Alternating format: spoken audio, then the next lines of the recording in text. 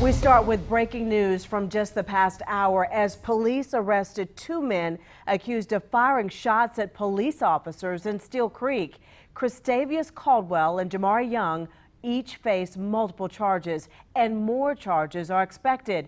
Want to go live right now to the scene along Hatton Cross Drive in Steel Creek, and this is the very neighborhood where this frightening crime happened. Police say on Sunday night, officers went out here to investigate a break-in, and that's when officers say that Caldwell and Young started shooting at them and also fired shots into a home nearby. Well, thankfully, no one was physically hurt in all of this. Our Tina Terry is in the neighborhood right now talking to neighbors. We'll bring you more on this ahead tonight at 6. Tonight, a 16-year-old accused of shooting an innocent man during a fight in the middle of Uptown faced a judge for the first time.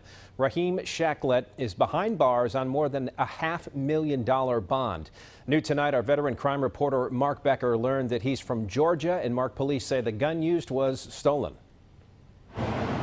Yes, Scott, and we still don't know why that young man came all the way from Georgia. We're told maybe as recently as just yesterday, just before the shooting, or why he got into a fight here in this breezeway in the epicenter, down there somewhere where that young lady is walking perhaps. But he did fire a shot, police say, and a clear shot went all the way across the street to the sidewalk over there in front of the Omni Hotel, where it hit a man who we now know was a well-known scientist.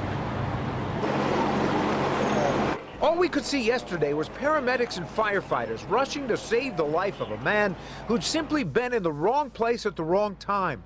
We know now that Dr. John Holliday has made it his mission in life to save others.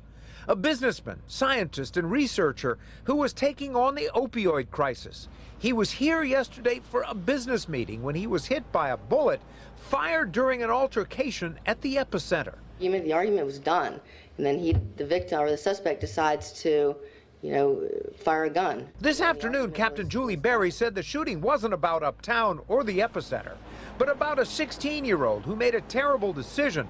We're told Raheem Shaklet had just come to Charlotte from Georgia, and the gun he used had been stolen there. Shaklet didn't say anything as police brought him into headquarters yesterday, and he didn't say anything in court this afternoon either. But the shooting here is the latest painful episode of violence that's flared up all around Charlotte this year, much of it involving teenagers, and police are clearly frustrated. Again, we're seeing people who are having verbal altercations and maybe minor physical altercations, and they end up trying to, quote unquote, settle their score by firing a gun, and that's just not acceptable.